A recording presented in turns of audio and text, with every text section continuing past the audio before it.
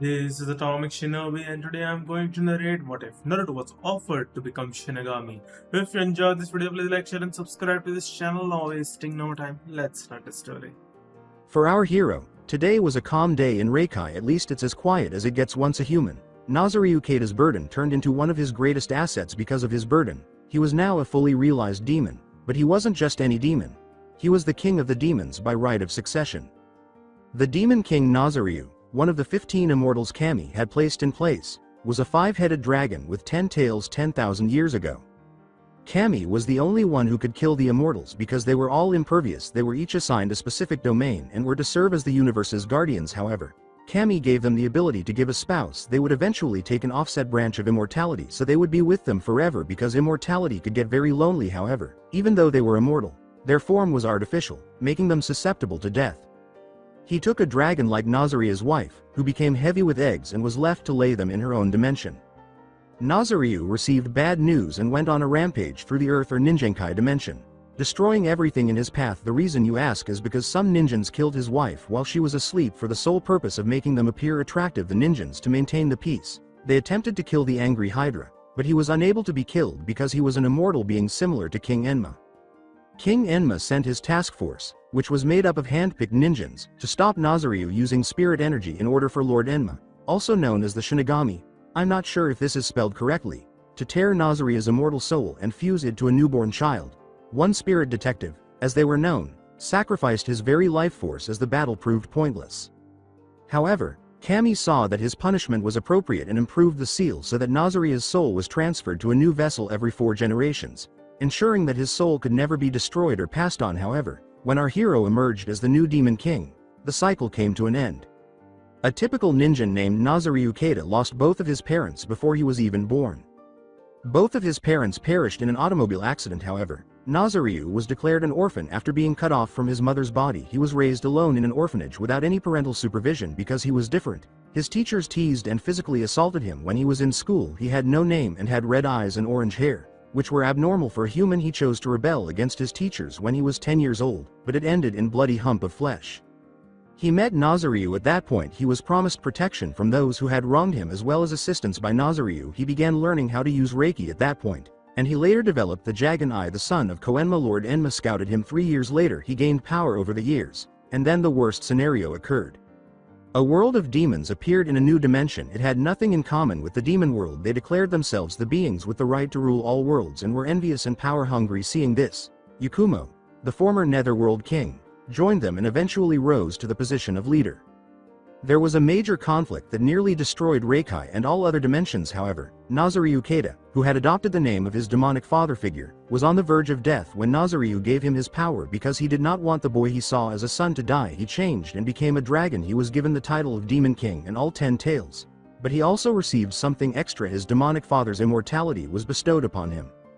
From then on, things changed as Nazaru continued to gain power by obtaining a few relics from the Necroverse, a dimension that Kami had constructed as a prison where anyone who entered would be moralized from the bottom of their heart.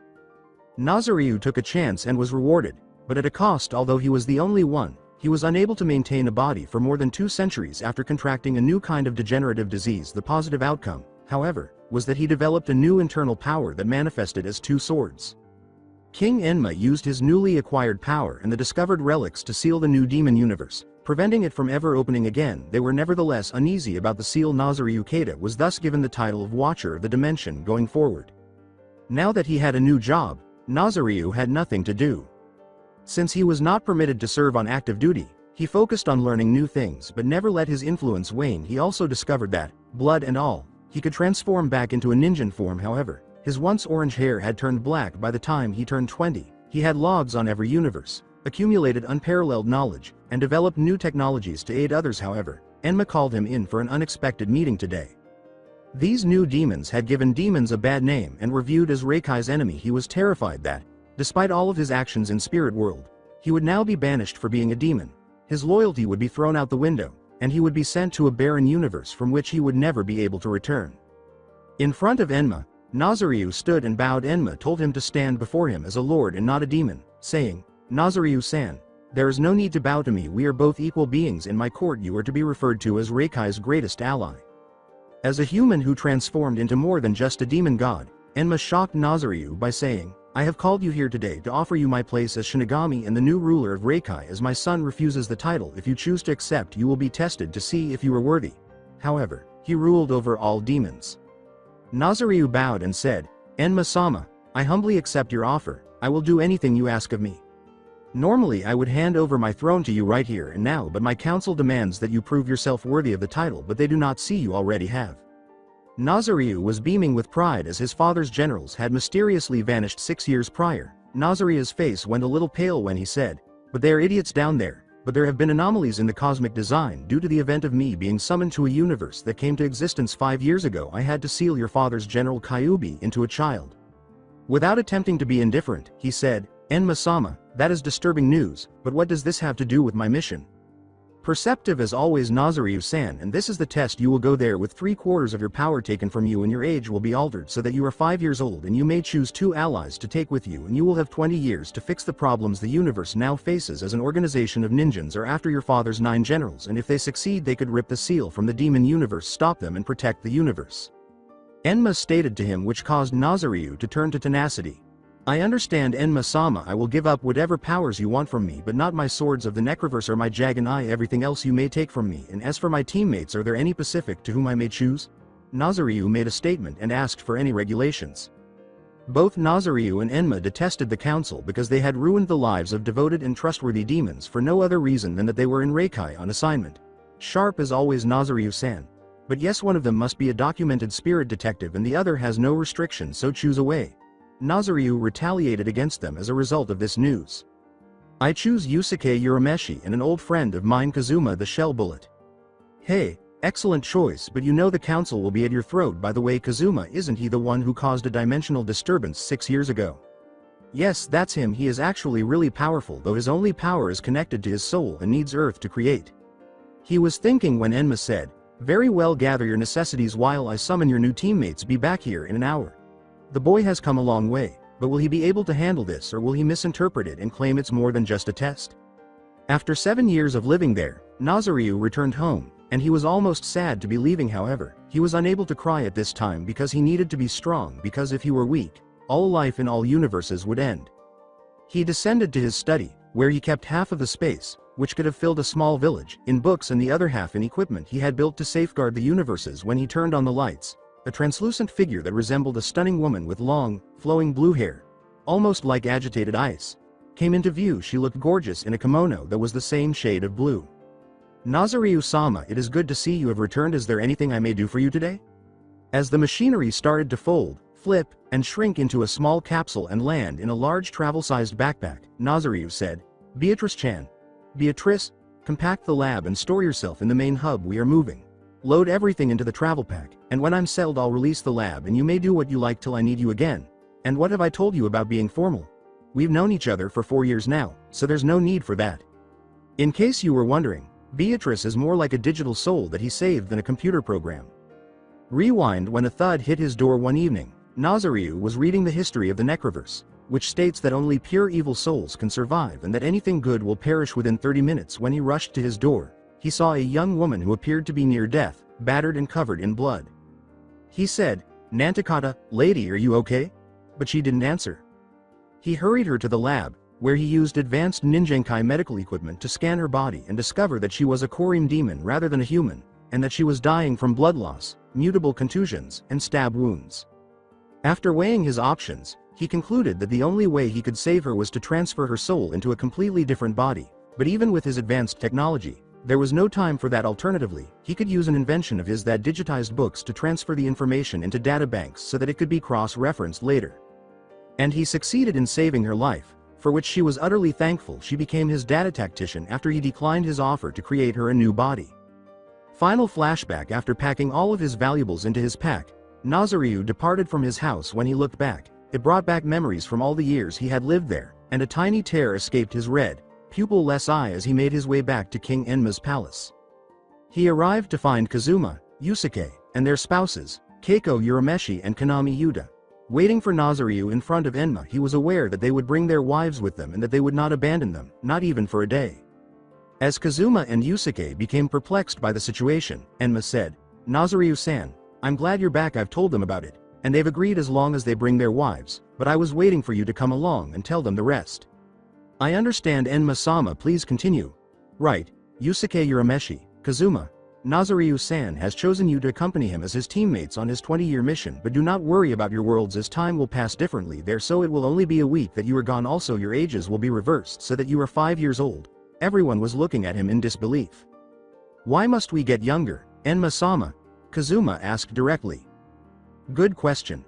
Since the boy you have to protect is only 5 years old, you must be his age to avoid raising suspicions about your mission from others. Kazuma rubbed the back of his head and blushed slightly before saying, makes sense, I guess. Sorry, but I'm not too smart, never been to a school in my life. Yusuke-san, half your power will be taken away and you will receive a chakra system to replace that power taken, but you will have to train to gain more chakra to be able to use it. Kazuma-san, your alter powers will be sealed off at each stage, so when you are strong enough to access them, same as Yusuke-san, you will be given a chakra system and you'll have to train as well. Nazariyu-san, the same goes for you. Enma said as black energy echoed through the 5 body parts. When the energy had passed, Nazariyu turned to face Enma with a fresh sense of resolve in his eyes and said, Enma-sama, I promise you that I will not let you down. Enma grabbed their attention by saying, I know you won't, but there are 4 more conditions that I have not told you yet. And what could Shinigami-sama be? Before Nazariyu could ask, Yusuke did. Yes, right to it then. Kami has been informed of this mission, so he has given 4 things to me for you. Number 1, you will not be able to die. If you take a death blow, you will be sent into a coma for 6 months. 2, if all have the ability to transform back into your older aged forms for 30 minutes once every 7 days, powers excluded. And finally, Kami has ordered me to give this scroll to you, Nazariyu-san. I have no idea the contents of it, but he has assured me the last 2 gifts are inside. Said the arrogant judge. Enma-sama, thank you. We promise to make you proud. Taking the scroll, the youthful demon king uttered those words. Well, you should all leave now. I've given you a house to live in, and there are some surprises there as a thank you for saving my Futomomo 8 years ago. Get ready and have fun. The kind-hearted Shinigami shouted as a portal opened up right in front of them. Oh, additionally, don't look for the Kyuubi container for 2 years. That's all right now. The 3 disappeared from Enma's view as they passed through the shimmering emptiness. Those kids will do wonders for that plane of existence, but perhaps I should have warned them that shadow beasts and necromancers have also infiltrated that world. Oh well, they'll overcome it. They're unique children with the ability to defy the universe itself. When Nazariyu, Kazuma, Yusuke, Konami, and Keiko emerged from the vortex, the world appeared larger than it had before, and he noticed that, as Enma had claimed, they had the bodies of 5-year-olds. Nazariya's gaze strayed to his new teammates, whose faces seemed to be staring straight ahead rather than even registering their new appearances, and he followed their gaze until he finally understood why they were looking so shocked. Keita Residence was written in kanji on the gate, which caught his attention. The gate surrounded the property for at least half a mile, and at the end was a huge Japanese-style mansion that took up half of it. Everyone was thinking the same thing when Yusuke yelled, Imi Yabe. This is awesome. Keiko said, giggling a little, Yusuke-kun, you still haven't gotten over your excitement streak after all these years. With the same little chuckle, Konami remarked, I understand what you mean. Kazu-kun is the same way. Kazuma slouched forward with his arms hanging in a lifeless position and uttered, hey, I may not be smart, but at least I know how to get things done. Kazuma gained a little self-confidence when Yusuke told him, hey, don't beat yourself up about that. I'm not that smart either and I do just fine in the world. Well, you guys, will we explore this place or will we just stand here? As he pushed open the gate and took his first steps on his new property, Nazariyu inquired. The entire property was a dream come true, and they hadn't even set foot on the estate yet. The courtyard featured a sizable garden with nearly every plant imaginable, and on the other side was a sizable pond near a small deck. When they reached a pair of jade green doors with gold dragons forming the door handles, they were all trembling with excitement. Without any delay, Nazariyu grabbed the door handles and threw them open, and the sight that met his eyes would have likely given a normal ninja a heart attack. The gathering hall was completely furnished with black leather futons and large black leather recliners centered around a large fireplace, and the interior was enormous, large enough to accommodate a clan of 100 or more people. What he saw that made Nazariyu cry was the tapestry that hung on almost every wall with exquisite pictures of his father. This was only the beginning of the surprises in this house, as the next room, branching into a large library study that was lit by a large fireplace and had all the amenities to ensure comfort, were a number of exquisite statues of hydras and beautiful weapons, from swords to the traditional bow staff, on the walls on jade racks. They then went into a spacious kitchen that could house a restaurant staff of chiefs and was completely furnished with everything they would require for at least 6 months. Following that, the group dispersed to explore the remainder of the house independently, and Nazariu was astounded by what he discovered. The 4-story house had many guest bedrooms, as he chose to view them, and on the second floor was a sizable empty wing that he had decided to turn into an infirmary. After completing his investigation, he found that there were 15 master bedrooms, each with a unique design and fully equipped with enormous beds that a king could sleep in. But the rooms were enormous in and of themselves. However, he found one that he immediately claimed as his own because it held a sentimental image of him and his demonic father figure in ninja form, standing together, grinning, and his father's hand on his head, on a large wall tapestry. About 10 minutes after returning, Nazariu was drawn to one of the tapestries of his demonic father in demon form. With all 5 faces grinning as if he had just pulled a practical joke on him, Nazariu and the other members of the group gathered back at the gathering hall to discuss what they had discovered. When Nazariu pulled up the tapestry, he noticed 2 steel doors directly behind it. He slowly opened them to reveal a flight of stairs, and after walking down them, he discovered that it was a huge underground cavern with 3 floors, as they initially thought. The second floor was a huge vault with an arsenal of weapons in one small corner. Nazariu smiled and took out a small capsule, adding some of the little bit of Reiki he had left in it, and tossed it on the floor. With a huge explosion, piles of gold and valuable artifacts appeared and filled another 3/4 of the vault. The first floor turned out to be a massive dojo with every piece of training equipment they could ever use in that one room alone. "Mibu, you're loaded," Kazuma exclaimed in awe of the gold mines. "Yes, well, when you're in charge of gathering information you accumulate wealth, but I hardly ever use money anyway, so you guys are welcome to my money if need be, but stay away from the gems. They're for experiments until further notice," Nazariu replied as he walked down the stairs. When they saw a huge onsen that filled nearly the entire room, the girls screamed with pure delight. Nazariu grinned and thanked Enma in his mind for going above and beyond for them as he stared off into space, considering their next course of action. Yusuke's voice echoed in his mind. "Are you coming, Nazariu-kun? We're heading back upstairs?" Nazariu let them go have fun by saying, "No, you guys go on, I'll join you later." A small steel door stood in the corner of his eye, in the part of the room where the steam perfectly concealed it, but Nazariu remained down there for at least another 10 minutes before deciding to leave. Upon opening the door, a spiral staircase made of steel led to the main floor, which was at least a block long. A small scroll addressed to Nazariu was resting on the rail as they reached the main floor. "Dear Nazariu-san, just so you know, I have complete faith in you and I know you'll succeed. This is my big surprise for you. The room is precisely 1 mile long, and all of the walls are made of Reikai steel, so don't worry about cave-ins. Enjoy your new home. P.S. I believe the Hokage, the leader of the village where you are stationed, will be paying you a visit tomorrow evening. I wish you luck." Enma. As he read the letter, Nazariu started crying. He trusted Enma with all of his heart, and he had a great friend. Instead of letting his feelings control him, he removed his backpack and took out 3 large, hand-sized capsules. Pumping the last of his Reiki into them, he threw one toward the wall to his right, the second a few feet from the first, and the last one in the middle of the room. He stood in a large explosion of smoke, and as the smoke cleared, he saw a large machine with a large screen that was connected to other pieces of equipment that were moving, flashing, or beeping. A large machine that resembled a large-scale model of a modern computer tower appeared to the right of the machine. There were cord ports and connectors all over the mechanism's base, and in the middle was a big machine with a large glass dome on top that showed tiny streaks of red, blue, and gold lightning every few seconds. When Nazariu was done, he took 3 large coil cords that resembled the fire hoses on fire trucks on Ninjankai and slid them into ports on the power surging mechanism. He had connected both large and small cords to the large computer-like machine near the main machine. After turning to face the main computer, Nazariu said, "The main system hub has activated the code, Necro." He uttered those words as the screen illuminated and filled with binary codes, leading to a home setting screen and a projection of Beatrice directly in front of Nazariu. "Nazariu-sama, is there a reason you look like a 5-year-old ninja?" she asked, pausing to look at him. With an expression that never changed, Nazariu laughed and said, "It's part of my mission, which is why I had you pack everything up so you can unpack everything now because we have work to do." As he tossed every other capsule that fell into the narrow space that his small arms and meager strength could throw, Nazariu said. Large clouds of smoke quickly engulfed the area, and as soon as the smoke cleared, tiny moving machines were rushing around, connecting cords, and performing other necessary tasks.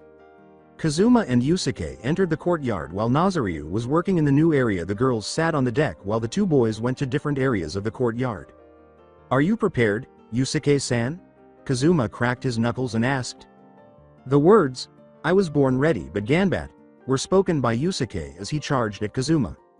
Since it was against his nature to stand there, Kazuma charged at Yusuke as well, and as they were only a few inches apart, they punched each other in the face as hard as they could, knocking them both down. Kazuma was the first to punch Yusuke in the stomach, causing him to stumble backwards, but Yusuke didn't take it lying down. Instead, he delivered an uppercut to Kazuma's jaw and leapt a few inches back to allow Kazuma to stand up. This is going to be good, was the thought that was on both of their faces as they grinned like excited men. After 10 minutes or so, the noise subsided and the room was filled with various types of machinery. Nazaryu grinned as he looked at all his equipment. He wasn't particularly smart, but with Beatrice's assistance with all the data, he managed to keep his library small and everything else in his data files for convenient access. Although Nazaryu was not a man who relied on machines more than his own strength, it did make his job of gathering information easier. However, he had to get information quickly because he had work to do and did not want to waste time. Alright, Beatrice-chan, send out 40 data drones with cloaking and collect anything from history to theories plus medical records, any that they can. Will everything be Nazaryu-sama? As he ascended the stairs to the exit, Nazaryu remarked, No, put an energy scanner on the door up there so no one else may enter but me. As for now, I'm going to go exploring the town, but I'll need new cloths, so I'll bring back some fabrics. Even though their bodies were only 5 years old, Kazuma and Yusuke continued to fight in the courtyard after they had gone a bit too far.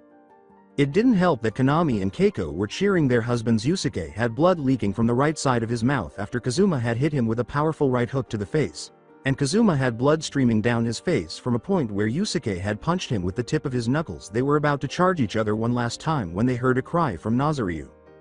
Maoyo, he yelled as they came to a complete halt. How long have you been here, Nazaryu-sama? Konami inquired, somewhat taken aback. Nazaryu saw a gleam in both Konami's and Kiko's eyes come to life and said, Not long, but Kazuma-san. Yusuke-san, I highly suggest you stop and clean up, we're going shopping. Yusuke and Kazuma both recognized the expression on their wives' faces and hurried inside to wash the blood and grime off their bodies. In no more than 5 minutes, the group arrived at the front gate of their new modest home. The group wandered aimlessly through residential areas, totally lost in their new home village. Nazaryu repeatedly asked the group if they should ask for directions, but Kazuma and Yusuke were acting arrogantly and testosterone-driven, saying, Directions? Who needs them? At last, Keiko broke away from the perplexingly challenging task of asking for directions and asked a random woman carrying a basket for directions to the market district. Kazuma and Yusuke's pride was crushed, and Keiko gave Yusuke a slap on the back of his head. After a few minutes of walking, they arrived at a densely populated area that they discovered to be the shopping district. Nazaryu took 5 sacks out of a secret pocket in his trench coat, each of which was the same size and appeared to be stuffed full. From the sound of the money clanking, he gave 1 bag to each of Kazuma, Konami, Yusuke, and Keiko, leaving himself with a sack. What is this? Arigato, Nazaryu-san. Konami shook her bag and asked. Nazaryu pulled out what appeared to be earplugs and gave 1 to each of them. It's money. More importantly, gold. I have no idea what the value of it is in this world, but we'll find out soon. I beg you, do not flaunt it. If it's high in value, we could become targets of thieves. Also, we should keep in communication with these. So, how are we going to separate from here? Kazuma posed a direct question. Pretty much I have no clue what you guys want, but radio in every 10 minutes on your location and what you are going to purchase. If it's valuable, we just radio in, correct? After Yusuke's immortal teammate nodded in response to his question, the 4 of them divided into separate groups and set off. As far as he could tell, the most advanced technological device he had seen was a microwave, but that might be a good thing. Nazaryu started evaluating the world's status in terms of both military hardware and technological prowess. He passed a number of fabric stores, but none seemed to have sturdy enough fabric for his kind of clothing. The deadliest weapon he had seen so far in this strange world, according to Nazaryu, was a paper bomb. There were no guns or mass explosives, only blades that ranged from kunai to the misunderstood comma. He continued to walk slowly down the street until he no longer saw what he thought were civilians, but rather men and women wearing armor, masks, or headbands, all bearing the same symbol that looked like a leaf. As he continued down the street, he came to a store that appeared unremarkable from the outside. He read the sign that read, Higarashi's, but the words, We also sell fabric, caught his attention. He entered the store and was astounded to see how large it was inside. Astonished by the quality of the merchandise on the Mise's shelves, Nazaryu put his right arm to his ear, pressed the button on his receiver, opened his team's communication channel, and spoke. The weapons were exquisite, and even a quick glance at them revealed the time and creativity that went into making each one the armor, whether it was chainmail or plates that were placed under your clothes, shown with the advertisements that it would keep you safe. Kazuma-san and Yusuke-san, have you discovered the coin's worth yet? Gomen Mibu, nothing yet. Keiko is still going through clothes, but as soon as I find out I'll let you know. Yusuke answered the phone. Nazaryu had to suppress his laughter as Kazuma radioed in. Same here, GE Konami is trying to get me into a changing room, y'all. A few minutes later, a man with light brown hair and blacksmith tools came up to the counter, which was quite high for his new height, but that didn't stop Nazaryu from reaching up as far as he could and ringing the bell that was set on it. Is there anyone here, Konnichiwa? He looked around and asked. Nazaryu said, down here. This caused the man to glance over the counter. Oh, young one, Konnichiwa korega hoshinodisuga? The gentleman smiled as he asked. His gentle brown eyes assured Nazaryu that he was a trustworthy man, and after glancing around the room and finding no one, he walked around the counter to the clerk. Hey, can you keep a secret, Konnichiwa? As he took a handful of gold coins out of the sack, the man nodded and said, I would like to know the value of this currency, but I don't want a lot of people knowing. The man was shocked by what the immortal being in the shape of a 5-year-old had, and when he picked up and examined one of the coins, he was shocked once more because it was real gold. Young one, Sumimase Chato Okiki Shite no Desuka? The Demon King nodded as he asked, where did you get these? I can bet chances or you won't believe me, but it can't hurt but keep this a secret, Nazaryu said, closing his eyes in case he had to use his Jagan to erase the man's memory. He let out a little laugh as he looked at the man. The man's eyes were telling the truth when he said, don't worry young one, your secret is safe with me. The older man gave Nazaryu a doubtful look when he said, I acquired these in my travels among the dimensions in my job to collect information for my employer, but those right there I found buried in the remains of a sunken Japanese vessel. Wow. That's a difficult tale to accept, but I was just curious if you had any evidence to support your claims. Concerned that he might be dealing with a thief, the man inquired. Nazaryu took a capsule out of a pocket inside his coat and used what was left of his yoki to call forth the contents, saying, as a matter of fact I do. Negatives of the ocean, various fish species, and the aforementioned sunken ship appeared in his hands with a tiny puff of smoke, and he handed them to the older man, whose expression changed from skepticism to belief to amazement as he looked at the photographs, before returning them to Nazaryu with a broad smile. Young one, that's some pretty good evidence, but I have to ask. Who are you? The man's question made Nazaryu laugh because it was so awkward. That I may not answer, but I can tell you my name. I am Keita Nazaryu. It's a pleasure to make your acquaintance. He bowed. Hello. It's a pleasure as well. I'm Moroku from Higurashi, and to answer your question, the coins are worth 3,700,600 yen for a single coin. However, I must admit that the story you told sounded a little strained, but I think these coins are actually yours. Moroku handed the coin to Nazaryu. Nazaryu opened his group's communicators by putting his hand to his ear once more and pressing the button on the radio receiver. Okay everyone, the coins come to 37,600 yen. Kawairashii. Together, Kazuma and Yusuke shouted, causing Nazaryu's ear to ring. Don't overdo it, you guys, just get what you need. You got it. Once more, they spoke in unison. Since entering, the young boy in front of him has shown Moroku nothing but mind-blowing awe, but two things in particular drew his attention. The capsules he used and the small ear radio that was easily hidden and, based on what he could see, only the person wearing them could hear the communication. Say Chato Okiki Shite no Desuka, Nazaryu-san? Moroku inquired.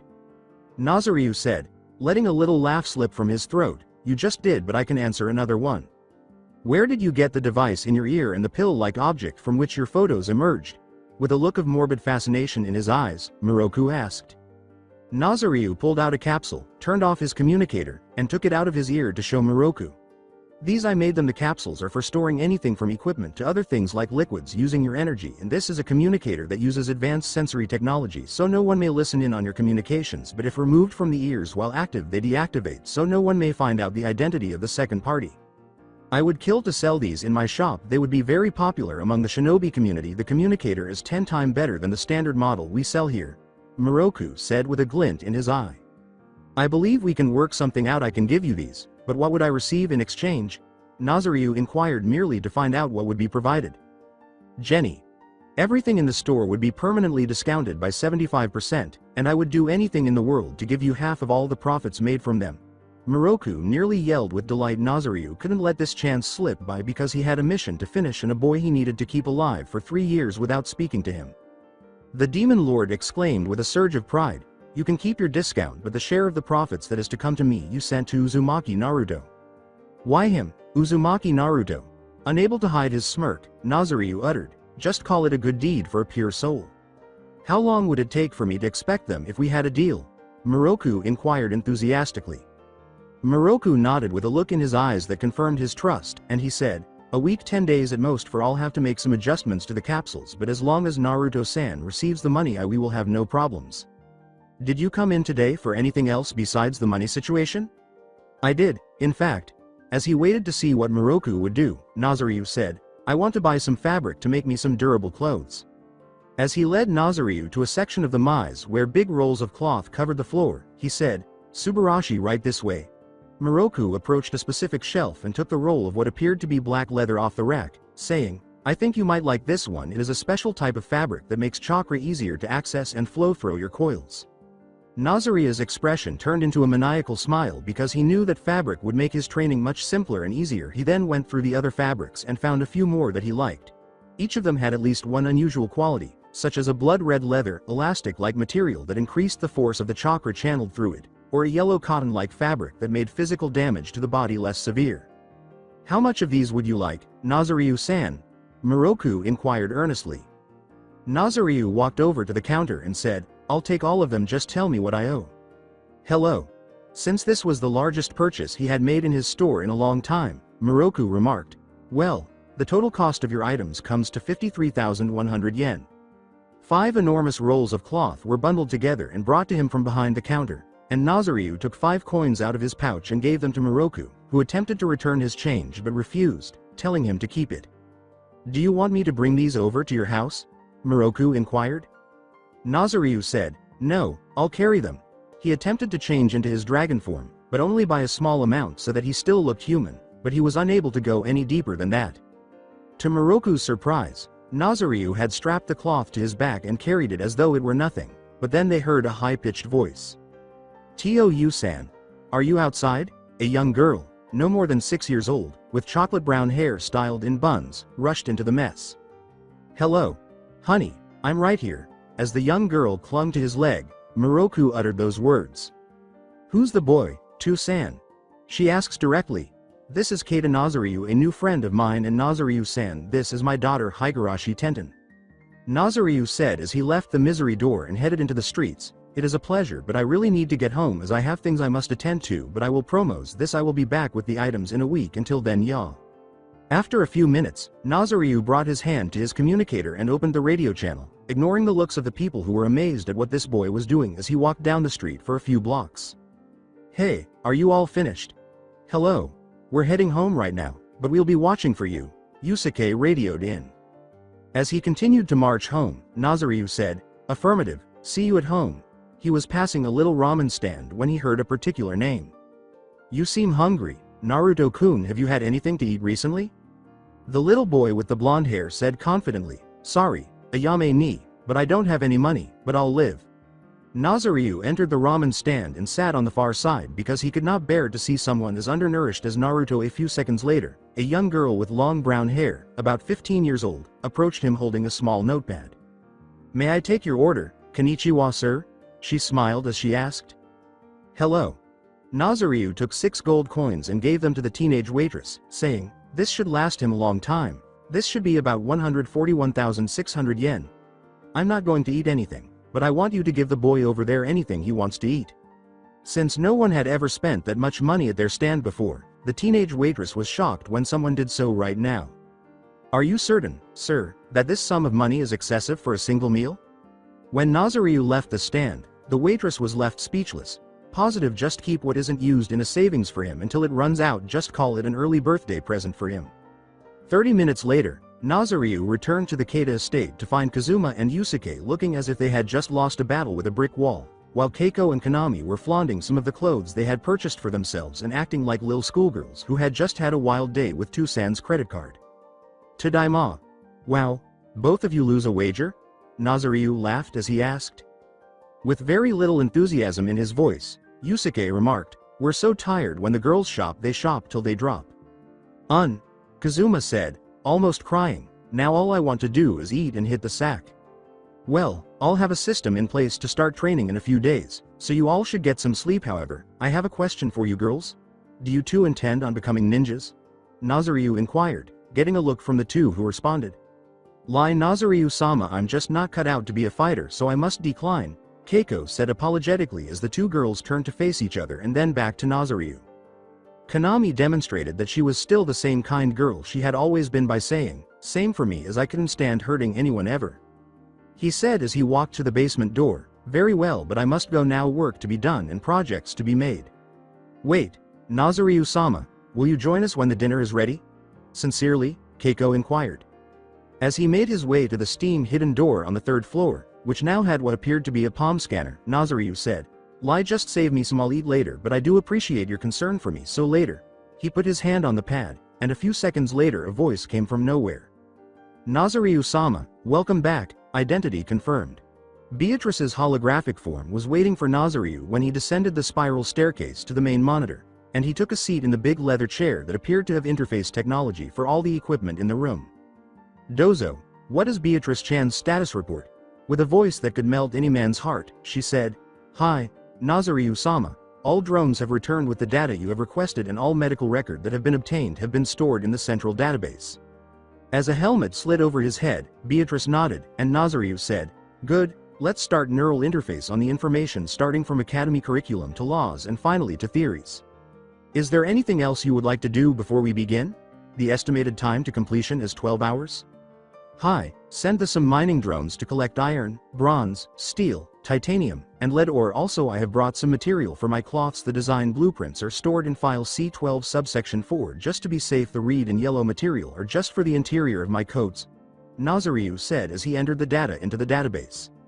As Nazaryu passed away, Beatrice declared, very well, neural interface initiation process to begin in T-5, 4, 3, 2, 1. Sleep took over everyone else's bodies because they were foolish enough to not notice what Nazaryu was doing, but the 12 hours passed slowly as his body drifted into a death-like state as the information filtered into his mind. When the helmet rose from his head and all of his body functions returned to him, a loud beep that sounded like a grunt came to life. Nazaryu stood up and stretched his sore muscles while grunting in satisfaction. Well, I thought the academy curriculum would cover more ground than that, but I'm getting off topic anyway. Beatrice-chan, what's the latest on the miner drones? As Beatrice's projection came to life, Nazaryu inquired. Lead, iron, and steel are almost at 4 tones each, but titanium is hard for them to find as its molecular structure is different from normal metal, but we should be at goal level in an hour. She gave a bow.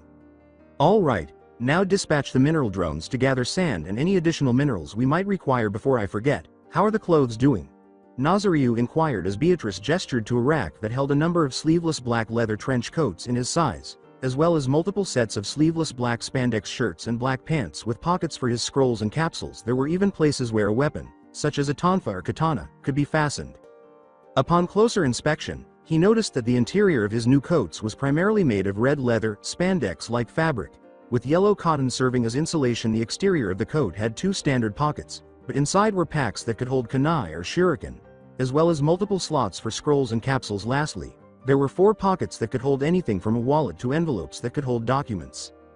Needless to say, Nazaryu was happy, but there were 2 things he needed to fix.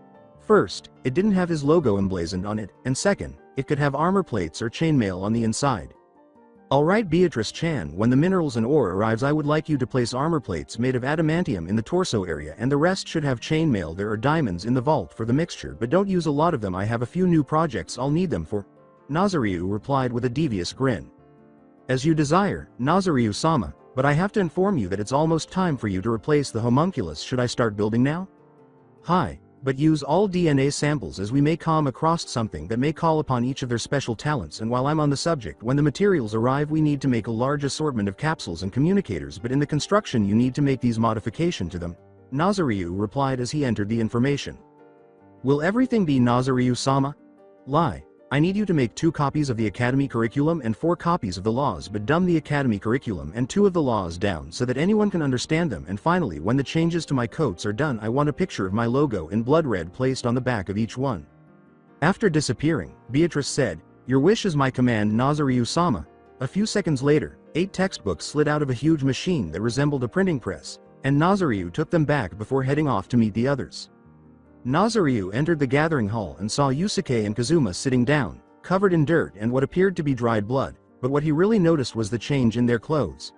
Yusuke was wearing a mixed-colored martial arts uniform, with the top being yellow and the pants red, while Kazuma was wearing a red jacket with the sleeve of his right arm torn off, a black skin-tight undershirt, and violet-colored pants. Despite this, Nazaryu could not help but ask one question. What happened to you two in Maki? With a big anxious smile on his face, Yusuke rubbed the back of his head and remarked, we had a friendly little spar that went a little overboard. One of the best fights I've ever been in was a little overboard. Kazuma gave a half cry. Upon noticing that Konami and Keiko were nowhere to be found, Nazaryu turned to face Kazuma and Yusuke and inquired. Hey, where are Keiko and Konami-chan? Oh, they went down to take a soak in the onsen, but they'll probably won't stay in for too long, replied Kazuma. The faces of Kazuma and Yusuke turned pale as Nazaryu handed them each 2 textbooks and said, well, that's a downset, but since you're still here, I can give you these.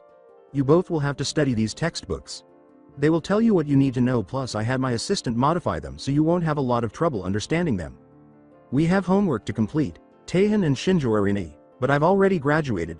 Yusuke uttered those words as his head fell forward due to gravity and his eyes began to well up with exaggerated tears.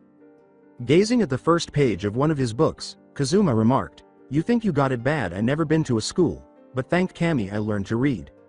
You don't have to rush through them, only read and memorize them, but I do have a task for you too. I want you to go out sometime before tonight and see how much of your powers you can still use, then we'll go from there. Nazaryu interrupted Kazuma and Yusuke. What makes us need to do this before tonight? Yusuke inquired. As he walked towards the door, Nazaryu said, the village leader will be here tonight for a visit, so I have to go out and gather some supplies for dinner tonight and go to the library. Oh, and clean yourselves and wear your nicest cloths. We don't want to be seen as barbarians, even though we mostly are. Nazaryu also said, give the ladies their books when they return. As he walked slowly through the streets of Konoha in search of a jinku, he eventually found what he was looking for. Upon entering, he was surprised to see how well organized the place was. On approaching a teller's booth, he pulled out his sack of gold and waited to be assisted. Goyu deshoko? A woman leaned out the window and asked.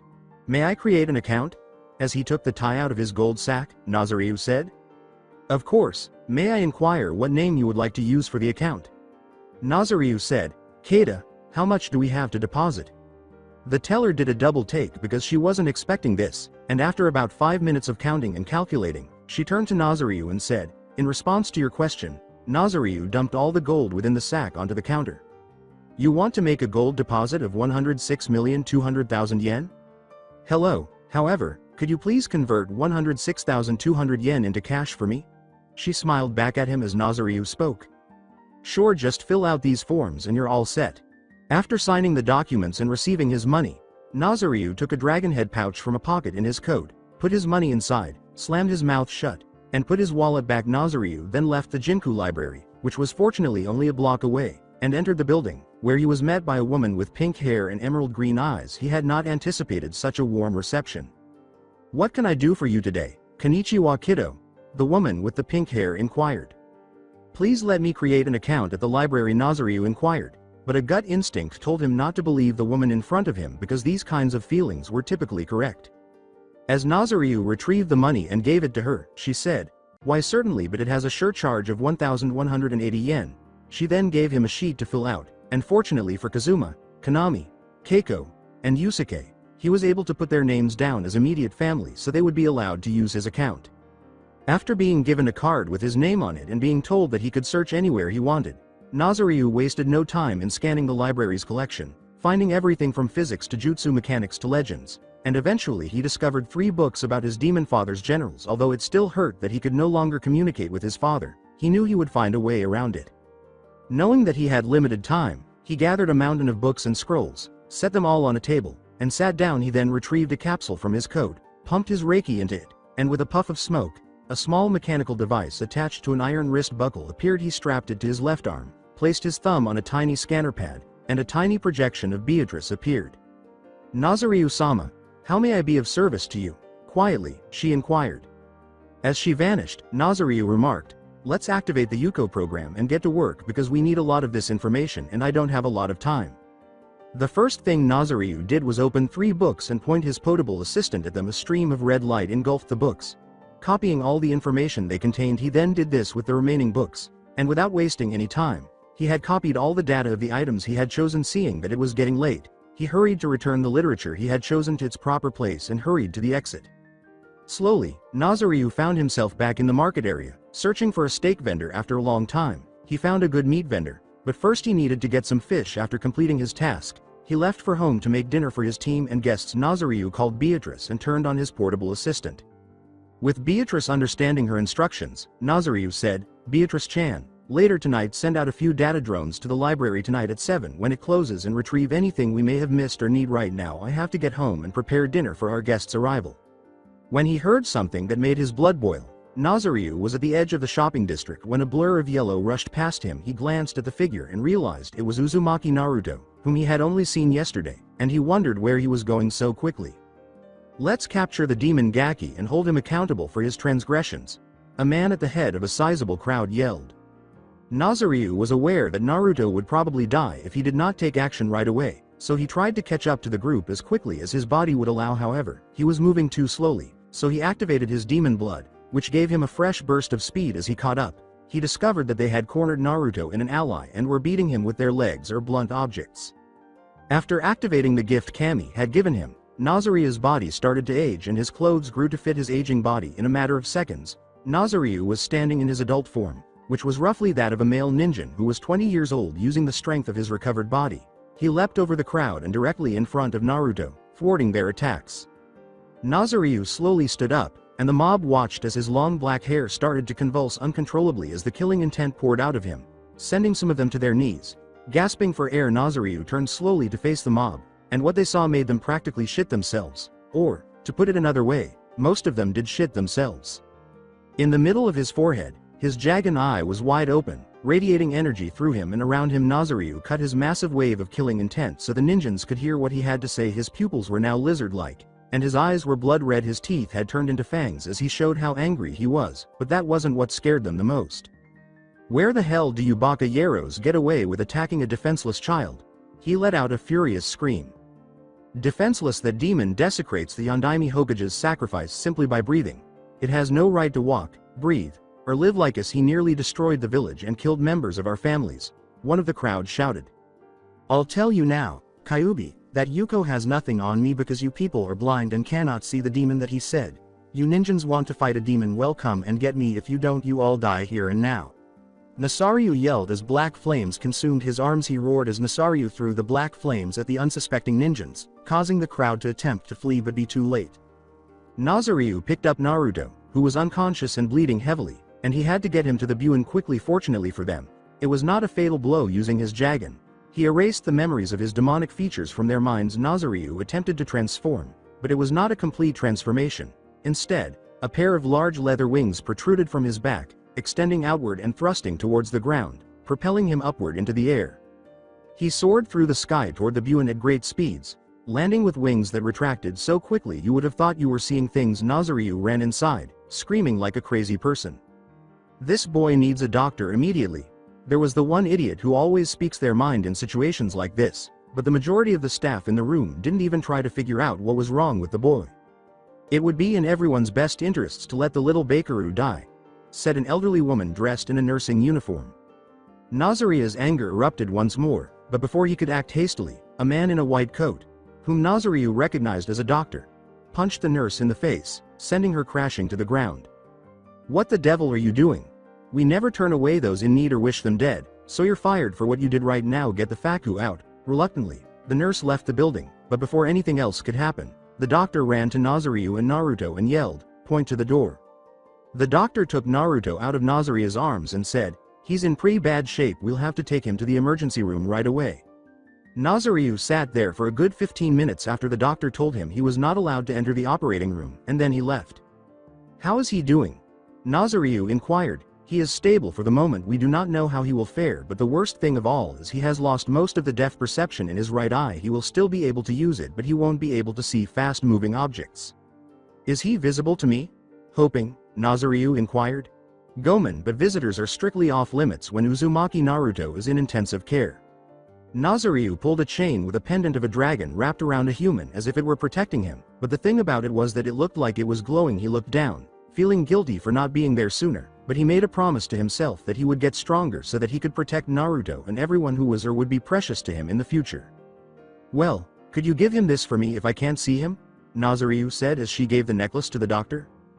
The doctor assured Nazaryu that Naruto was safe, saying, "It would be my pleasure and you don't have to worry. I have alerted the Hokage on what has happened. The boy is in good hands. You should go home and get some rest." Knowing that Naruto was safe, Nazaryu started to head for the exit. Nazaryu survived the first 3 years he spent in Makai because the pendant he gave to the doctor to give to Naruto was blessed by the Immortal of Awareness, which means that whoever wears it will know when they are in danger. This Hokage person has a hell of a lot of explaining to do, Nazaryu thought as he charted his course for home, his wings bursting out of his back and taking him to the skies, out of sight of others. Kazuma and Yusuke were a little concerned about Nazaryu because they had never seen him this anxious before, but they couldn't have been more mistaken. Nazaryu landed at the front door, opened it, and marched in with a mad expression on his face. After putting his groceries in the kitchen and leaning his back against the pantry door, Nazaryu summoned Beatrice by placing his thumb on the scan pad. She could tell something was wrong when she saw his face, but if it was really bad, he would tell someone. "Nazaryu-sama, do you require anything from me?" "Beatrice-chan, when you send the data drones out, I want you to send all of them. I want everything that is of some use to me, from biology to botany, geology to zoology, weapon types and styles, taijutsu styles, physics, myths, legends, cryptozoology to demonology. Anything that can prove useful to me, get." Nazaryu stated that a bit of rage and guilt could be heard in his tone. "What's bothering you, Nazaryu-sama? I haven't seen you doubt yourself this much before." With tears in his eyes, Nazaryu remarked, "Uzumaki Naruto was attacked tonight and was beaten very badly. He has almost no use of his right eye and he is in a coma, all because I wasn't fast enough." Manuk Damare, Nazaryu Keita. Gomen for being crude, but sometimes things happen that we cannot control, but we move on. You may not have been able to have prevent what happened, but now you can train and watch over him so it never happens again. Beatrice yelled, startling Nazaryu, who had never yelled at him or called him names before. "Gomen, Beatrice-chan, I deserve that and you're right, but if you can dozo continue with the order on the data, the more I know the better chance I'll have to prevent harm to any of the people I hold dear. The majority of the changes to your coats have already been made, so it would be my pleasure. Nazaryu-sama, is there anything else you would like to change?" As Nazaryu considered it, she inquired. As he displayed pictures of his coats with a blood-red shuriken with all 4 points in a vertical and horizontal position with 4 tones at each point, he stated, "As a matter of fact, I do. In addition to my logo, I want a mixture of blood red and gold flames that look like they are creeping up the coat to a height of 6 inches. Before she vanished, she said, "As you wish, they should be done within the hour." Still in his adult form, Nazaryu entered the gathering hall where the group was waiting anxiously for him. "I am fine, hi, but we will have company in less than 3 hours because he will be here at 8. Would you mind helping me with dinner, Konami-chan and Keiko-chan?" "I know what you're going to ask." A grin spread across Kiko's face as she said, "Sure, I'd love to." "Me too," Konami said, giggling a little. The meal Nazaryu had in mind was a douci, consisting of pickled dumplings, steak stir-fry, fried fish with teriyaki seasoning, and freshly baked egg rolls. The 3 of them walked into the restaurant-sized kitchen, putting on aprons and waiting to see what they were cooking. They obviously had a lot to do, and Nazaryu's body had now returned to that of a 5-year-old after an hour. The difficult parts were over, and everything was essentially going smoothly from that point on. However, Nazaryu was now pressed for time and needed to clean himself up, so Keiko and Konami both understood and let him do so. Given his limited time, Nazaryu decided to modify his portable assistant and add the final touches to his greatest invention to date. After removing his assistant and putting it in a safe location, he entered the onsen's scorching hot waters, which cleaned his body and relieved the tension in his muscles. Nazaryu emerged feeling rejuvenated and like a new demon. He put a towel around his waist and reattached his portable assistant to his left arm, turned it on, and instructed Beatrice to turn off all cameras and optical functions for 10 minutes.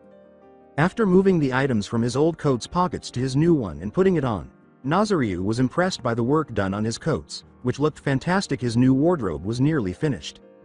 Nazaryu took a seat at his project table, set his portable assistant on the tuning pad, as he liked to call it, took off the iron wristband, and started to disassemble it, but before he could do so, he went to a machine that read, "Experimental," and entered an odd code into a keypad. Then a section of the machine opened up, revealing thin bits of technology, despite the fact that the majority of its small circuitry was composed of a unique translucent substance.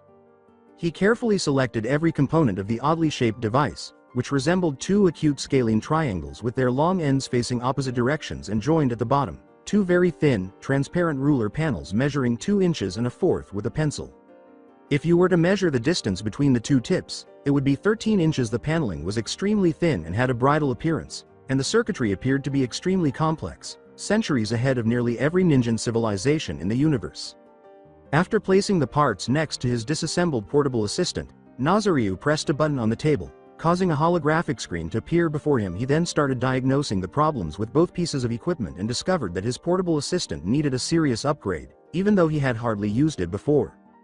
Nazaryu looked at the holographic screen and asked Beatrice. The diagnostics on the other device seemed to be at maximum proficiency because it was a prototype using experimental technology that he and Beatrice had developed together. Seeing that it was almost finished, he would be putting it through a test run very soon. However, he had just over an hour before the Hokage arrived, so he had to work quickly without making a fatal mistake. Please provide a list of all the elements that can result in physical distance flux gates. Beatrice-chan, images and statistics of those components then showed up on the screen. After evaluating each component's primary function and considering what, how, and where each piece would fit, Nazaryu started to calculate the best possible effect and then thought about what other components would complete each formula without the terrible outcome of complete molecular destabilization of organic matter. This is because even a small deviation could result in molecular mutations, terrible disfiguration, or simply the destruction of his current body.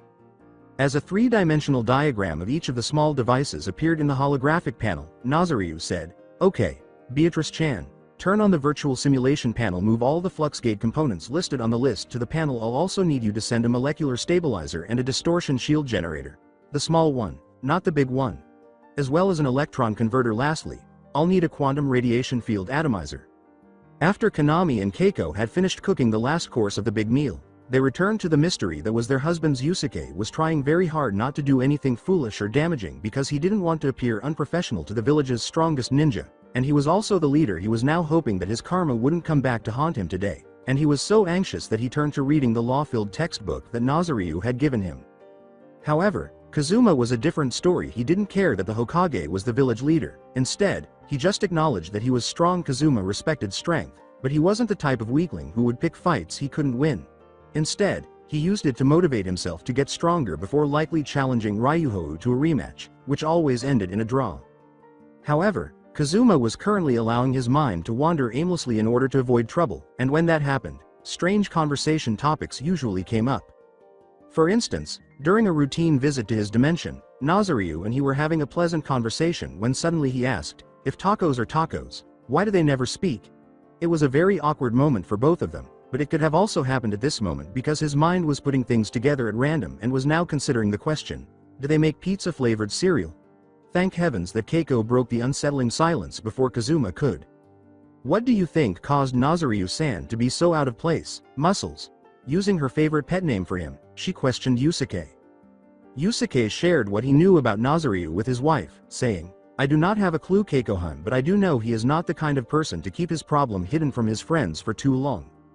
In an unimaginable scenario where Nazaryu made everyone laugh, Kazuma said, That's Nazaryu on the nail, but hey, he could be like me. When I have troubles I let my proud fists do my talking." Assuring that he was okay, Yusuke said, "But in any case, when wants to tell us, he'll tell us." As he connected the fluxgate modules to the bases, he silently estimated the results of each one back in his secret chasm. He was now building a virtual version of the device, using 6 of the same base models side by side and calculating which combination of fluxgate components would work best with the base device already in place. Nazaryu, frustrated, decided to pause for a few minutes and walked over to a case made of very thick glass with a sheet of transparent material tinted black on the inside attached to a stand. At first glance, you would think it was plastic, but you would be surprised to learn how wrong you would be. Only 2 of the 6 were correct, as they both managed to implode on themselves. "Beatrice-chan, is the Zenith alloy prepared for testing?" Nazaryu reached for a pair of shaded goggles and asked. "Would you be interested in starting the test?" As the glass case started to fill with black flames, Nazaryu said, Let the Maki flame go when ready." As the glass melted instantly, Nazaryu took 4 steps back and instructed Beatrice to extinguish the flames.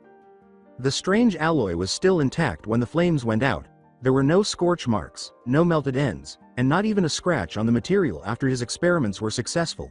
Nazariu started to laugh triumphantly. Dad called me crazy when I said you could turn pure energy into a solid alloy, but look at that, energy's mixed to form the universe's first indestructible alloy made of the discharge of pressure to a massive piece of palladium mixed with high levels of gamma and nuclear radiation, and on top of that the plasma that those compounds create infused with Sakoki, the condensed down by the force equal to that of a red giant. I have created this masterpiece. Nazariu exclaimed with pride. After that, he went back to his desk and recalculated the issue. He slapped himself for failing to notice a single disable in the simulation's equations. After realizing his error, he adjusted the devices to accommodate the fixed error. Rerunning the simulation, he discovered that 2 of the 6 produced the desired outcomes. He would simply have to construct them. Since he couldn't tell if either of the 2 would be a failure, he could complete his other invention as well. Beatrice was awakened by a big machine that appeared to be producing transistors and circuit boards. Nazariu typed the components into the mass-producing machine and, within minutes, said that the components had arrived from within the machine. As he carefully carried them over to his table, walked over to the main processor unit, and retrieved a small transparent chip that he had requested. Okay Beatrice-chan, I need to have these components in absolute perfection, so triple-check them. Also need one of our newly developed neural interface circuit boards. He performed a diagnostic check on each component because he was worried that one might not be functioning, and he was pleased to find that they were all of excellent quality. He wasted no more time and started building the flux drive generators quickly but steadily. He did it. Even though it took some time, however, he had limited time, so before attempting to test them, he connected the neural interface circuit board to the middle of the translucent device, plugged in a cord that extended from the central database hub, and observed as operating programs and data files loaded into the odd device. He then connected the flux drive generators to the tiny terminal that was integrated into the table and entered the flux tunnel's opening location, which was a few feet to his left. When the ignition button was pressed while picking up the pencil cup on the table, the first flux drive released a burst of energy that used the electrons in the air to generate power, making the air extremely thin to breathe. The beam then started to tear a huge hole in the universe's fabric, piercing it only a few feet away. After that, Nazariu removed the pencils from the cup and threw them through the emptiness. He looked left at the hole, expecting to see something, but all that came out of the rip was a tiny pile of plasma made up of the pencils strewn about molecules. After turning off the generator, Nazariu threw it in a recycling box. He turned on the last generator since he had nothing else to lose and waited for the rip to completely open. When it did, he inserted a pencil into the opening. However, the pencil struck him in the side of the head before he could turn to face the other portal. Although he was thrilled that the test was successful, he needed to be certain. As he approached the portal, he inserted his arm through the opening and turned to face the other one. His arm was flawless and normal right there at the rip he was staring at. After turning to face the first rip, he entered and found himself at the exit, ready. When he examined himself, he saw nothing unusual. After disconnecting and turning off the generator, he checked the time and saw that the Hokage would arrive in less than 20 minutes. He punched the throttle, pulled up a diagram of his portable assistant, and used a pen with a laser built in. Then, without the generator, he replicated his improvements. Then, he believed he had some additional technology that he could utilize to improve it even further. Diagrams of 3 parts, the network interface, integration circuit, and holographic projector, appeared on the graph in a matter of seconds. After that, he virtually connected the parts in the right places. However, he discovered that the covering panel was no longer compatible with the device, so he modified it to fit the upgrades. Using his other device in the same way, a diagram showed up on the graph. After that, he digitally displayed a zenith alloy diagram and broke it up into the device's cover panels. Looking at the final product on the graph, you might think it resembled a pair of sunglasses. This was a close representation of who they really were. After that, Nazariu threw away everything except the zenith alloy casing for the device that resembled sunglasses and the new covering panel for his portable assistant. Alright, we're almost done. Can you get me these components and make the new casing for both devices? Beatrice replied. But the casings will take about 10 minutes to make, and that's not including the fact that the zenith alloy is indestructible. She was making an important point. Nazariu picked up the other parts from a nearby digital safe and told her, it's not indestructible. If you disrupt its molecules while using a laser stencil, you can cut it easily. Also add the new inferred scanner that I developed to see into books and documents and a touch activation panel on the right ear frame. Nazariu had to work quickly to prepare his devices. By the 15 minutes before the Hokage arrived, Nazariu walked through the challenging process of connecting the new parts to his data assistant's circuit board while the casings were being constructed. After that, Nazariu connected the circuit board to the central hub cord and bided his time until the casings were finished. The casings had just come off the conveyor belt, and with 5 minutes to spare before the Hokage arrived, he quickly picked them up and hurried to the work table. After attaching it to the cords inside the data assistant's upgraded circuit board, it was screwed into position after screwing down the top of the casing. He used a pen-shaped object to place the iron wrist lock on the bottom. He then pressed a button on the pen, and a laser beam emerged from the tip, joining the wrist lock to the device. After attaching the translucent circuit board to the scanner and touch activation pad, he took the sunglasses-like casing and carefully closed it with a clip. He used a laser to fuse the device together at the peaks of each point to the remainder of the in-between, clamping it down with another pen-shaped mechanism. He then started pressing the new pen, which emitted a beam of light that appeared to weaken the zenith alloy. Beatrice urged him to hurry, saying, "Nazaryu-sama, you should really head back up now. The Hokage may have already arrived." Nazaryu put on his sunglasses and remarked, "And I shall, but this is the perfect chance to give the portable neural interface an east run." He pressed the touch pad on the sunglasses after touching the scanning pad on his new data assistant to activate it. Before it made an announcement, a screen appeared inside the translucent device. A flash of light passed his retinas, and a female voice said, "Preparing to scan." Instead it said, "Identity verified neural interface is now active." Nazaryu was left to give his orders. Then Nazaryu said, holding his data assistant to his face, he ordered, "Activate integrative software synchronies with neural interface." He was confident that it had been successful. He instructed his data assistant to turn on the flux drive generator to open a flux gate to the gathering hall. After his mind was able to send commands to it via brainwaves, a beam of energy blasted forward, tearing a vortex as he charged straight through it. The rest of the group was back in the gathering hall, setting the table and waiting impatiently for the Hokage to arrive while wearing formal yukatas. The fact that Nazaryu had not yet returned from the basement level, however, still worried them. Muscles. What do you think Nazaryu-sama could possibly be doing right this second? The Hokage could be here any second. Yusuke replied to Keiko. Just before a huge portal opened directly in front of them, with Nazaryu leaving, Yusuke responded, "Well, when boss man gets stressed, he usually tinkers with things to take his mind off stuff until he feels better. Then he usually tell us what is bothering him." Then, seeing the astonished expressions on his team's faces, Nazaryu grinned because this was too good to ignore. He just accomplished something nearly impossible, and he loved the look on their faces. As stated, he approached slowly. His tone was very serious as he said, "Come with me, the future is in trouble, and your children are the cause." The fact that they all asked, "Jenny?" was what finally broke him. Then, unable to contain his laughter, he collapsed to the ground because it was simply too funny. Kazuma was furious, but he knew he couldn't follow his whims. "Mibu, that's not really funny." Nazaryu apologized and said, "I know, but it was just too good to pass up. But the look on your faces were priceless." After a few more seconds, there was a knock on the door. When Nazaryu rushed to the door and opened it, he saw an old man in his late 70s or early 80s standing there, smoking a few puffs from his pipe, dressed in red and white robes. Hiruzen Sarutobi, however, could say the same thing because he wasn't expecting a 5-year-old boy dressed strangely and sporting an odd pair of glasses to answer the door on his behalf. In any case, he kept smiling to demonstrate that he was a kind person. Nazaryu said, "Konbanwa, you must be the Hokage, please domo come inside." This gave the old man permission to enter the house. Like Nazaryu and the group had been when they first arrived, he was astounded by the decorations that adorned the house, but he had to control his curiosity because this was a formal meeting. However, he noticed 4 additional children standing courteously in formal attire. As he introduced himself and his team, Keita Nazaryu said, "Hokage-sama, this is my team, Urameshi Yusuke and Akigara Dangan Kazuma, and their wives, Urameshi Keiko and Yuta Kanami." To which Yusuke replied, "Yo, howdy," exclaimed Kazuma. Kanami and Keiko bowed and said, "It is a pleasure to make your acquaintance, Hokage-sama." After being perplexed, Hiruzen gave the favor back. "It is very nice to meet you as well. My name is Sarutobi Hiruzen, also known as the 3rd Hokage, but are you the only residents, if I may ask?" Hiruzen inquired out of curiosity. "Hi, we are the residents of this estate, and since you are here you must have received an invitation for a meeting?" replied Nazaryu. "Hi.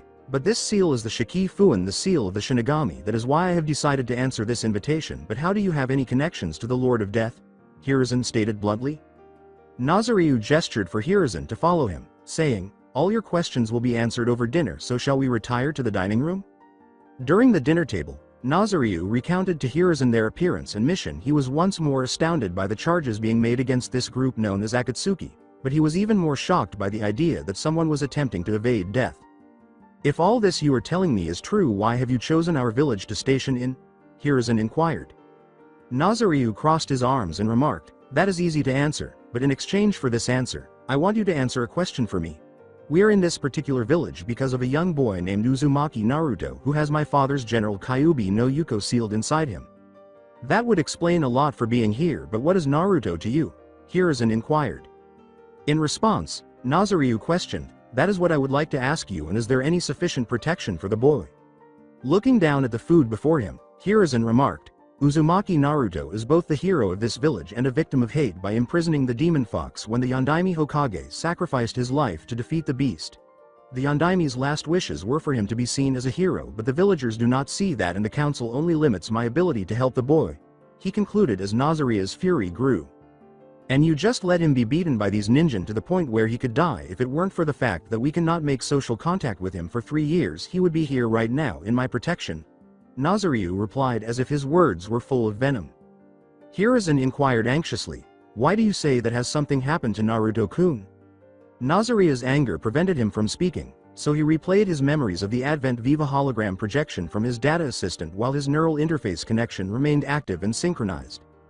As Hiruzen witnessed Naruto being beaten and then saved by the strange device, he felt a mixture of horror and awe. He clenched his fists, feeling a surge of anger and guilt.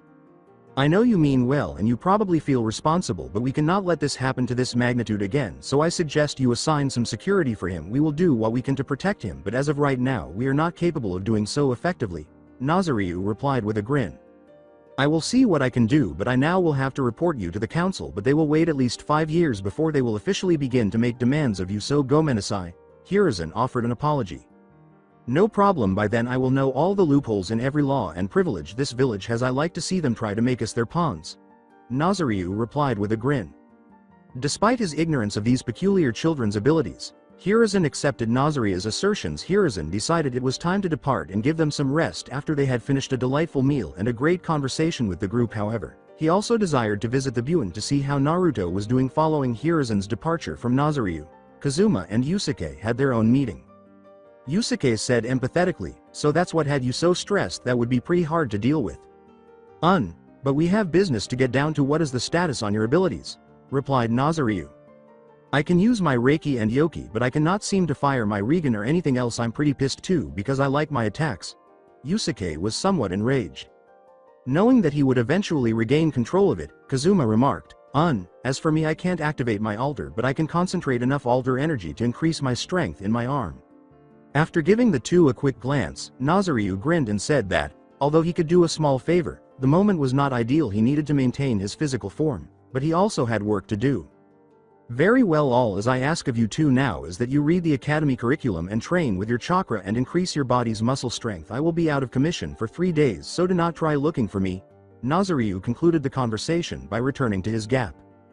Beatrice welcomed him and informed him that the drones had returned. Then, as wires and other devices were attached to it, he walked over to a huge machine that resembled a cylinder and connected to an identical mechanism that appeared to have a clone of him floating inside a green liquid.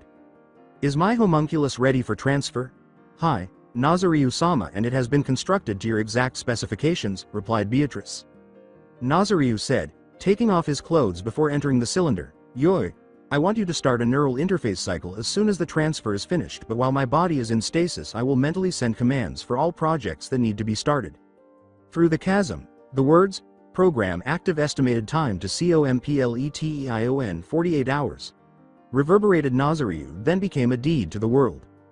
A day later, a little boy with sun-blonde hair, ocean blue eyes, and birthmarks from whiskers sat up in a hospital bed and stared out the window while crying. He was informed that this would prevent him from becoming a ninja because his eye was no longer very useful. He felt as though his dream of becoming Hokage had been torn from his soul and could never be restored. A figure in the shadows nearby also cried silently for the boy. The fluid was leaking out of the eye holes and down the dog mask that was covering his face. This character promised to do everything in his power to keep the boy safe.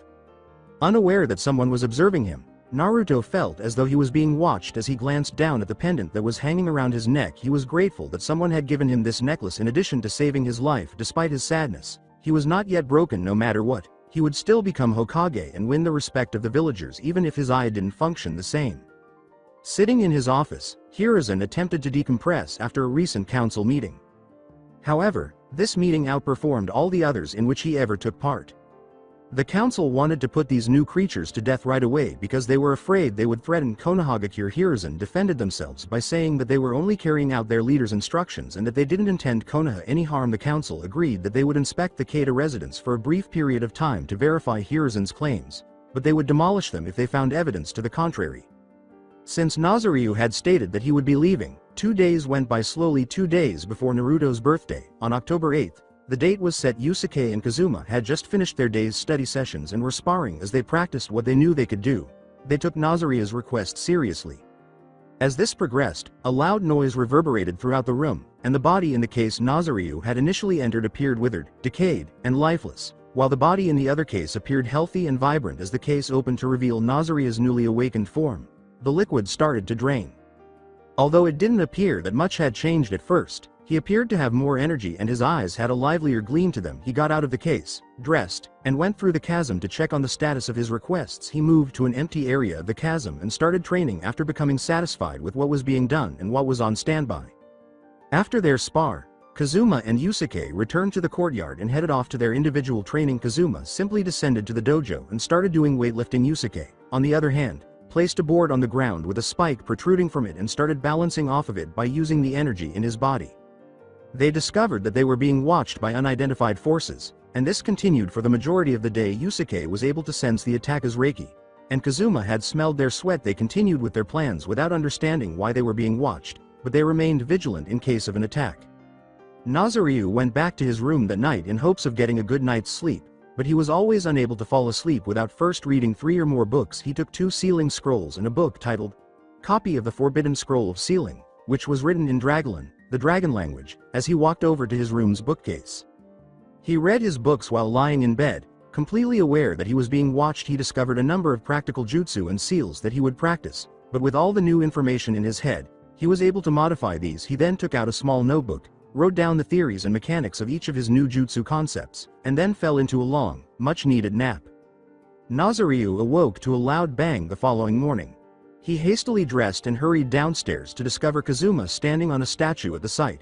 Nazaryu couldn't contain his laughter, but he had forgotten the notepad, so he went back upstairs. However, upon closer inspection, he discovered that it had been touched by someone else because his fingerprints were missing. He grinned because he knew that even if they created a copy, they would never be able to replicate it because it didn't exist. When he returned downstairs, he discovered that everyone was having a hearty breakfast. His stomach growled, shocking everyone in the room, and he felt ashamed. Nazaryu then prepared a plate of food, which was unusual because he was immortal. He hardly needed the food to keep his body going. He still ate, though, and enjoyed every morsel. Even though he was a talented chef, Konami and Kiko's food was exceptional. Following breakfast, the group convened for a house meeting in the middle of the gathering hall. Happily, Nazaryu remarked, "Well, it is good to see everybody is in good health." Yusuke said, "Domo, but you look livelier than usual. How come?" Twirling like a model, Nazaryu said, "That's easy. This is my new body. It has brand new features like DNA techniques and giving me livelier looks." The smiling Konami remarked, "You look very handsome, Nazaryu-san." Nazaryu stated what everyone was secretly thinking. "There is another issue I would like to address. We will no longer use formalities towards each other as we no longer need to. Plus, it is confusing." Kazuma exclaimed with delight, "At last, I was hoping you would say that it's been a real pain in the Ketsuno-ana." Surprisingly astute, Yusuke said, It has been hard, but I don't think that is everything, is it, Nazaryu?"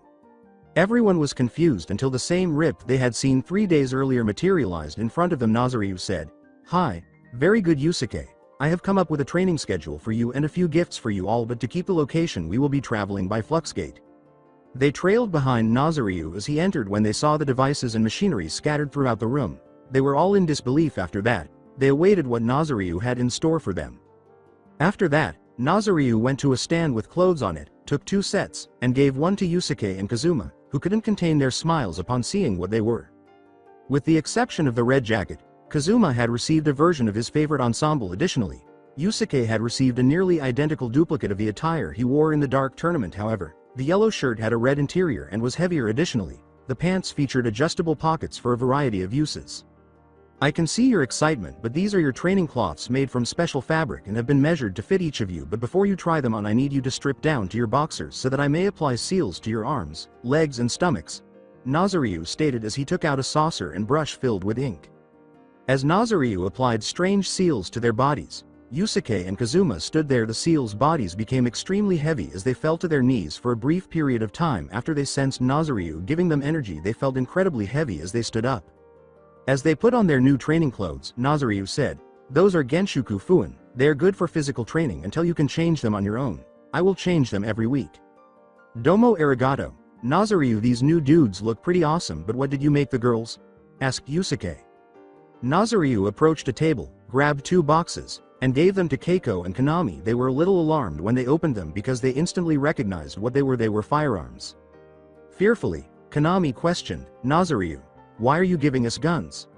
"Simple, they are for your protection, but they do not shoot bullets. I have modified them so that they only shoot kunai like blades, but I also have made rubber clips so you will not truly hurt someone if you do not wish to." Nazaryu stated that this relieved the girls.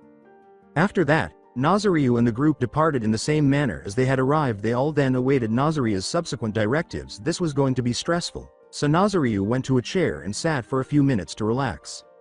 Nazaryu asked, "Yusuke, did you ever learn the Reiki cuffs?" It was hard but I got it down," he replied. As Yusuke obeyed, Nazaryu said, "Good, please cast one upon Kazuma and yourself." Kazuma felt a little excluded because he was not posing his altar at the moment. "Here is the schedule. You will do physical training every day, and since you have 3 energy types along with chakra, you will do 2 weeks of each along with chakra training." Kazuma, same for you, but only for chakra. I will give you a list of jutsu that you will need to learn as well. You will have to train in taijutsu and you will have to learn to use kunai and shuriken, so every Friday we will train in a group. Nazaryu responded by dismissing them. After that, Nazaryu headed to see Hiruzen at the Hokage Tower. He was aware that he was being followed as he went, but he chose not to let it stop him when he said he wanted to see the Hokage. The secretary in front of the office did not take him seriously. "Gomen, but Hokage-sama has no time to deal with children. He is a busy man," she replied. Nazaryu walked away, frightening the woman into radioing Hiruzen immediately. "Well, I have a defense for that. I am the representative of the Keita clan and wish to speak with him, but if you still think I'm a kid, I'm sure you lose your job denying me a visit with the Hokage." After a few seconds, Nazaryu was able to enter Hiruzen's office and was now standing in front of Hiruzen. The elderly Hokage inquired, "Nazaryu-san, to what do I owe this visit?" According to Nazaryu, who was kneeling, "I would like to know the condition of Uzumaki Naruto, please." Although it was also the day that Kyuubi allegedly attacked Konoha, Hiruzen shocked Nazaryu by saying, "Hi, he is doing a lot better. In fact, he can be released today, but I'm having them wait till tomorrow so I can have a team protect him, for tomorrow is his birthday." As Hiruzen jotted down directions to Naruto's apartment, Nazaryu questioned, "This is startling news, but just have a team protect him when he leaves his home, as I would like his address so I can assess his living conditions." "I hope this will be all, Nazaryu-san. Just one question, what is Naruto's favorite color?" As Nazaryu bowed and left the Hokage Tower, Hiruzen replied, "Orange." Higarashi's first was the first place Nazaryu stopped on his way to the shopping district. The things Moroku had asked for were in his lab, awaiting retrieval. Now standing at the weapon Mise's entrance, Nazaryu hurried inside. Moroku was writing in a big date book while standing at the desk. His day was brightened when he looked up to see Nazaryu had entered. Moroku said, "Ah, Nazaryu-san, hajimemashinku," to his new business associate. With courtesy, Nazaryu said, "Hi, Genki Dezu." As Nazaryu approached, Moroku said, "I wasn't expecting you back so early. What can I do for you?" When Nazaryu said, "We need to speak in private," Moroku nodded. Moroku escorted Nazaryu to a space that resembled a living room in the back of the store and gestured for him to settle in. Nazaryu accepted Moroku's invitation and sat down in a chair adjacent to where Moroku had taken a seat. "I believe we should get down to business, don't you think so, Moroku-san?" Nazaryu responded. Moroku said, "Hi, I do believe so. I have everything completed, so now I have some small conditions before I can release them to you." With a hint of disappointment, Moroku said, "As Su Dezuka." Moroku's mood lightened when Nazaryu said, "Do not worry, it is nothing too serious." "That is a bit of a relief. May I ask what they are?" "Simple, the items cannot be sold unless the customer is a licensed shinobi of Konohagakure, and the other is that if a seizure notice of my inventions is presented, that they will not have the authority to take them," Nazaryu concluded. Moroku added fuel to the fire by saying, "Hi, but if the council order the seizure of the equipment, I may not be able to stop them." Or so he believed, as he heard Nazaryu buzzing with wild laughter as if he was waiting for someone to try. "Chato mat kudasai?" Nazaryu asked, clenching his ribs in between bursts of laughter. Moroku inquired, anew, Nazaryu-san, are you okay? Because it appeared that Nazaryu was hyperventilating. Rising from the floor, Nazaryu said, Hi, Genki Dezu. Moroku said gravely, Chato okiki shite no dezu ka? How in all of Makai can you laugh at that? Moroku gave Nazaryu a startled look as he said, That is quite easy because I am aware of every law in Konoha, which also implies every loophole. Still in disbelief, Moroku said, Shinjori. With some confusion, Nazaryu questioned, Huh? What is so unbelievable about that? Moroku stared blankly as Nazaryu said, I'm shocked that a child that looks no older than 5 years old can read, let alone find a way around laws. Bewildered, Nazaryu questioned, Jenny? Nani is so strange about that? Well, it's not every day you meet a child who has the insight of a wise man, Moroku said. Nazaryu laughed as he took a packet that appeared to be a contract out of his coat and gave it to Moroku, saying, Hi, that would be strange if I were truly a 5-year-old. Moroku accepted the contract packet from Nazaryu, who was wearing his trademark smile. Moroku's expression changed from shock to surprise to disbelief to amazement as he slowly read the document. In fact, the document was a contract outlining all of Nazaryu's terms and conditions for the storage capsules and communicators. Furthermore, a higher authority could not override the conditions. Moroku discovered that every possible interjection would be ignored as he read. Moroku turned to face Nazaryu and blurted out 3 words. Who are you? Nazaryu joked, I told you. Watashi no name kata Nazaryu dezu. Moroku, however, was not at all amused. Nazaryu laughed when Moroku said, Not what I meant. Nazaryu answered, Gomenasai, but it was just too good to pass up, but I can't fully answer your question. I can however tell you I am no child. No, not a child. Then what are you? Moroku inquired, terrified that something malevolent was happening to him. As a wave of relief swept over Moroku, Nazaryu remarked, That I cannot answer, but I can tell you that I am in this form only as a test and that I mean you nor your family any harm. The tension from the previous conversation caused Moroku and Nazaryu to continue talking about the terms of the agreement for what felt like hours in actuality, though it had only lasted 30 minutes. Following their discussion, Moroku eventually signed the agreement that permitted him to sell the items that Nazaryu had so kindly offered to save the company. Nazaryu pulled out his glasses and turned on the new neuro interface system, saying, Since that is out of the way, how about I get the items? System on standby. Operating systems active. Identity confirmed. His data assistant began to glow as Beatrice's voice rang. As a void tore into existence, Nazaryu uttered, Beatrice Chan, send crate 8C and 4F to my location Viva Fluxgate. After a few seconds, 2 sizable crates dropped out of thin air and closed in on themselves. As Nazaryu approached the crates, he unlocked the padlocks, exposing a vast number of storage capsules and communicators. Moroku exclaimed, Shinjori, you are amazing, Nazaryu-san. Nazaryu handed Moroku a small book and said, Forget about it, I'm just happy to be of service, and while I still remember, here is the manual for both items. Moroku said, receiving a nod from Nazaryu, Now all we need is a finance rate for these and everything will be resolved. Moroku smiled as Nazaryu said, How does that sound? I'd say I would sell the communicators at 2 ryo, and the capsules at 1 ryo. Moroku shook Nazaryu's hand and concluded, I think that is quite reasonable. Nazaryu grinned and remarked, But we still have a little bit of business to discuss. Jenny. About what? A bewildered Moroku inquired. Nazaryu chuckled softly and said, If it's okay with you, I'd like to buy something. Moroku ushered Nazaryu into the store and said, That is great, let's get what you need. Observing the various training weapons that Moroku had arranged throughout the store, Nazaryu wandered around the area. Before long, Nazaryu had reached a conclusion that seemed to suit him every time. Moroku inquired inquisitively, Did you find what you like? Moroku was beaming with pride when Nazaryu said, Hi, you always have the best in quality, Moroku-san. Okay. What item would you like? I need 2 weapon stands, 2 bakken, 2 bow staffs, 2 wooden tantos, 2 dao, 2 tonfas, 2 nunchakus, 2 wooden kamas, 2 jo staffs, 1 sansetsu kan, 1 training manriki gusari, 1 wooden naginata, 1 wooden nunte, 1 wooden wakizashi, 2 ninjutsu, 1 wooden halberd, and a set of academy-grade kunai and shuriken if you please.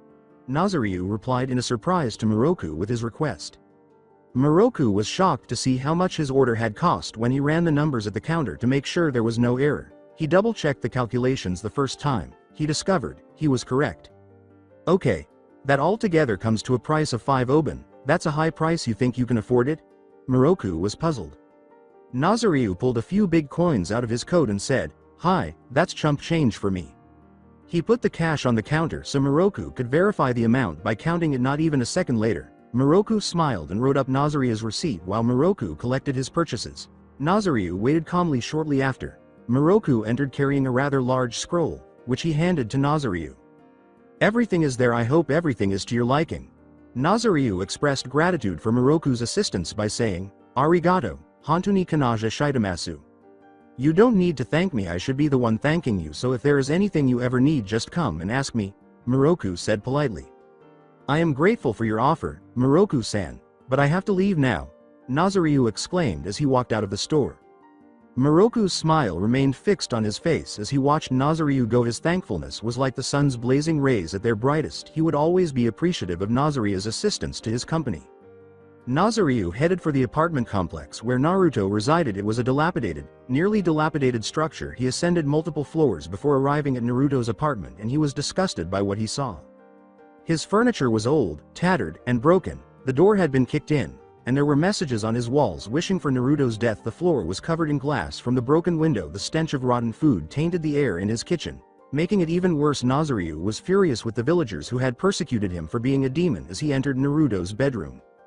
His bed was a tattered jumble of fabric on an ancient bed frame that appeared to be on the verge of collapsing. His blanket, which appeared to be a ragged collection of rags stitched together, wasn't any better. There were hardly any clothes in his closet. Furthermore, the few he owned were hardly fit for wear. Wiring from inside the walls had been torn out, and there were fist-sized holes in them. The water flowing through the pipes was unsafe to drink, and the lights were out of commission. To put it simply, he had a lot of work ahead of him. In order to give Naruto better protection, Nazariu had to make sure his house was in top condition. Then, using the neuro interface, Nazariu reached out to Beatrice and sent her a list of the materials he would need to start fixing Naruto's apartment. However, Nazariu required a few things that he was unable to obtain from his laboratory. Asking his friends was his answer. "Has the home communication system been set up yet, Beatrice-chan?" Nazariu pleaded frantically. "Naturally, Nazariu-sama, would you like to get in touch with home?" Beatrice's voice was too sweet as she asked. "Hi, I urgently need their assistance," Nazariu said grudgingly. A few seconds later, Nazariu heard his data assistant start to ring like a telephone. Kazuma had been standing next to the phone-like device back at the Keita estate. It goes without saying that Kazuma practically leapt out of his skin when it started ringing, making a hilarious scene that everyone could enjoy. Yusuke was the next to answer the phone. "Anu, who may I ask is calling?" "It's Nazariu. Yusuke-san, are the women with you?" Do you need help or something?" "Hey, could you please put the phone on speaker so I can talk to everyone?" Yusuke fulfilled Nazariu's request without hesitation. As soon as possible, the group gathered around the phone to see what Nazariu needed assistance with. "I'm hoping that everyone is here," Nazariu inquired inquisitively. Kanami answered, "Hi, Nazariu-san, we are here." "Thank you, Kami. I have a favor to ask of you ladies." Keiko wanted to help in any way she could, so she said, "Hi, we would be happy to help you. What is it you need?" "Oh, it won't be too hard. I need you to get an orange bed set and take Kanami-san grocery shopping." "Oh, that's no problem, but is there any criteria on what size bed or what we need to get at the market?" Keiko responded. It must be king-sized. As for groceries, I would buy as much as possible for a growing boy because there is hardly any food where I am right now." Saddened by the situation Naruto was living in, Nazariu responded. Keiko said, "We'll depart right away. Where are you anyway?" Nazariu answered, "I'm at an old apartment complex about 5 blocks from the Ichiraku ramen stand." Kanami's overly sweet demeanor said, "Okay, we'll be there when we can. We can't let them wander the village alone, so radio in when you get close and have Kazuma-san and Yusuke-san accompany them." "I'll do it, boss," Yusuke said with assurance. At the moment, the majority of the apartment was occupied with electrical wiring for the walls, construction tools, glass to replace the windows, drywall sheets, and bamboo floorboards to replace the worn and broken ones. Nazariu was proud of his friends for their willingness to help him without expecting anything in return, and he would do anything in his power to fulfill their requests. The lights in Naruto's room are now working again. After Nazariu finished repairing the wiring, while he was doing this, he discovered a few items that appeared to be important to Naruto.